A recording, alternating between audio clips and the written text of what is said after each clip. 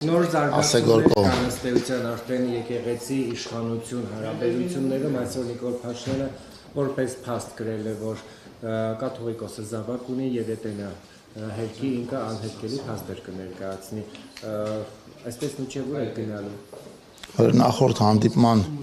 ես այս առիթով ուրեմն ձեզ ընդամենը օրեր առաջ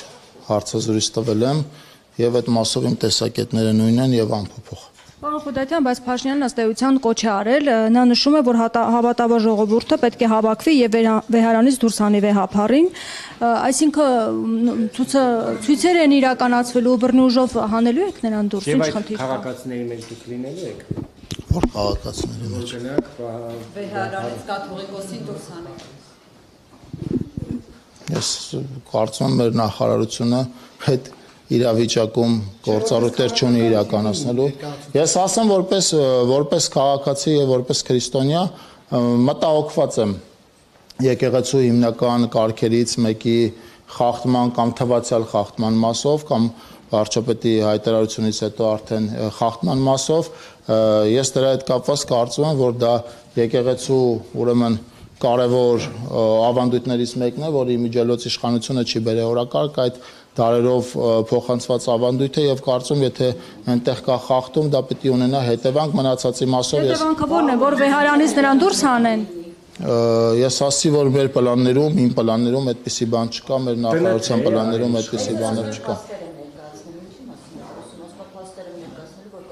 Ինֆորմացված չեմ հայտարարության մասին ձեզանից լսեցի։ Բայց հնարավոր է ցույցեր կազմակերպվեն, այս մասին քննարկումներ արդյոք եղել է եւ առաջիկա մենք կարող ենք տեսնել, որ ակցիաներ է իրականացվում, որովհետեւ Փաշինյանն ըստ էության կոչ արել ժողովրդին Ոչ համախմբվել։ նախարարությունում, ոչ կուսակցությունում գոնե իմ մասնակցությամբ, իմ ներկայությամբ այդպիսի քննարկում չեն եղել, կարծում եմ դուք հայացողական եք մեկնաբանում։ Եվ հասարակության շատ հատված ասում է, որ ըստ էության այս ամենը ուղիղ կապ ունի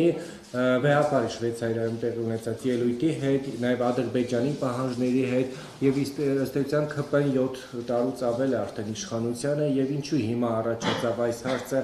եւ սա կապում են ուղիղ վեհապարի գործունեության հետ։ Նախ ծանոթ չեմ Շվեյցարիայում, եթե չեմ սխալվում, մասիկ այդ ելույթի բովանդակությանը, պիտի ասեմ, որ ընդհանրապես Հայաստանում տեղի ունեցող ես տեղյակ եմ մեր նախարարության համակարգման ոլորտում հիմնական անելիքներին, իսկ դրանք այնպեսի շատ են, որ այո, հաճախ ժամանակ չի լինում հասկանալ Շվեյցարիայում ով ինչ բովանդակությամբ ելույթ է ունեցել։ Հիմա ասեմ Հայաստանի ներքաղաքական օրակարգում ցանկացած հարց, որը լինում է սկսած սահմանադրական փոփոխություններից, ընդդիմադիր որոշ շրջանակներ, ցավոք սրտի լրատվական ուրեմն տարբեր գործընկերների հետ համատեղ ուղղում են դեպի Ադրբեջան, այդպիսով արգելակելով նաև երկրում են process-ներ իրականացումը, որոնք բնականon են, որոնք պիտի բխեն Հայաստանի Հանրապետության կարևոր շահերից, մեր պետության պետականության ավելի ամրապնդելու տեսանկյունից, այդպիսի դառը փորձ ունենք սահմանադրական բարեփոխումների մասով եւ հիմա կարծում եմ նույն շրջանակները այս հարցը ուղղորդում են այնտեղ, որտեղ որի հետ այս հարցը ընդհանրապես կապ չունի։ Գործնականները գուցե վերջին հարցը Այսինքն այս ամենը զուգադիպությունն ամեն անգամ այնտեղից ինչ որ մի պահանջ ինչ։ Ես ասացի